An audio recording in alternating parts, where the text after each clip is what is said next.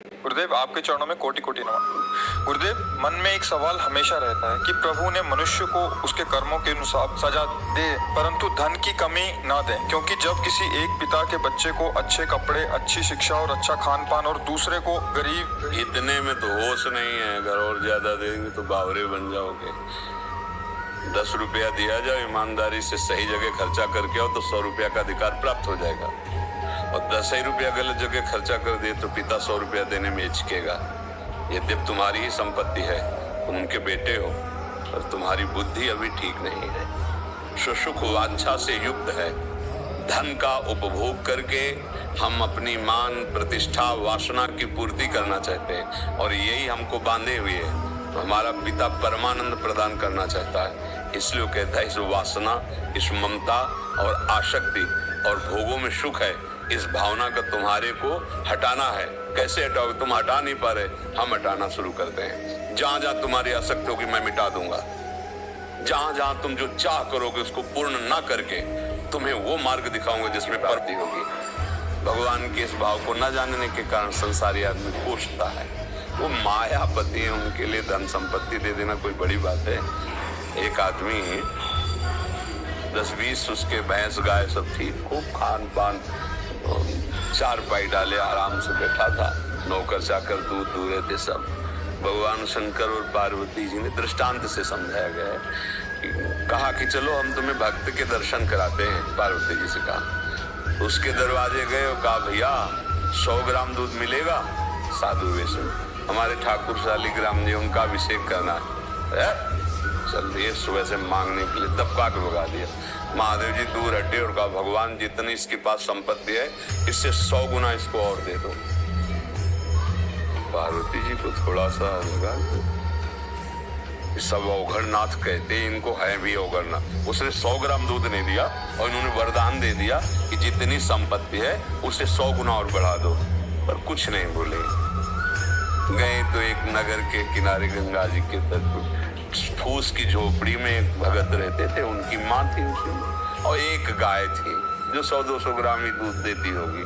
देखा संत वेश में उमा पार्वती जी को, आओ आओ वे साष्टांग दंडवत की, चरण पखारे। भगवान मुझ गरीब के पास तो गाय का दूध केवल है। भगवान शुरू का ला पिया। कुटिया से बाहर निकले, शाम जा रहे हैं, उनका भगवान कृपा करके आते रहना। भगवान कृपा करो, इसकी मैया और गैया दोनों का अपहरण कर दो, इसकी गैया और मैया दोनों को हटा दो। पार्वती जी जब आगे गए तो बोले देखो हमको वहां तक तो बर्दाश्त हो गया, जिसने सादर तुम्हें प्रणाम किया, बातचीत करने के लिए मैया थी, जीवन यापन के लिए गैया थी, उसने तुम्हें दूध पिला, तुम कहो उसको भी मार दिया। और जिसने एक बूंद दूध नहीं दिया का 100 गुना संपत्ति और हो जाए। तो हमारी बातें समझ में नहीं आई कि आपका स्वभाव क्या है। बोले तुम समझ नहीं पा रहे हो, वो इतनी संपत्ति में मुझ महादेव को साधु रूप में अपमानित कर रहा है। जब 100 गुना और बढ़ेगी ना तो उसका प्रमाद इतना बढ़ेगा कि घोर नरक जाएगा। और इसकी थोड़ी मति गति समय मैया और गैया में जाता था, अब ये दोनों से अलग होगा, अखंड चिंतन करेगा और परम धाम का अधिकारी बनेगा। हम प्रभु से संपत्ति मानते बालकपन के कारण जान नहीं पा रहे हैं। जैसे वो हमें परिस्थिति दी है बिल्कुल हमारे योग्य है, मान लो मेरी बात, जैसी परिस्थिति दी है हमारे योग्य है। हमको क्या करना चाहिए? परिस्थिति का सदुपयोग करके भागवती की स्थिति प्राप्त करनी चाहिए। हम परिस्थिति सुधारने में पूरा जीवन लगा दे फिर भी नहीं सुधरेगी। आज तक किसी को तृप्ति नहीं हुई। आप बताओ कितना धन मिल जाए जिससे आप तृप्त हो जाएंगे? किसी से भी पूछा जाए, समझ रहे हो?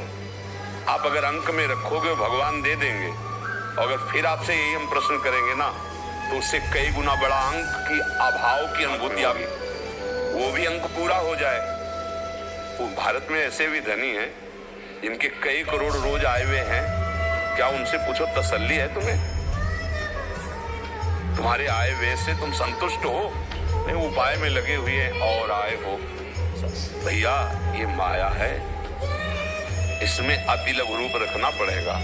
सुरसा जी ने 8 तो हनुमान जी 16, 32 तो 64, बढ़ती चली गई सुरसा जी।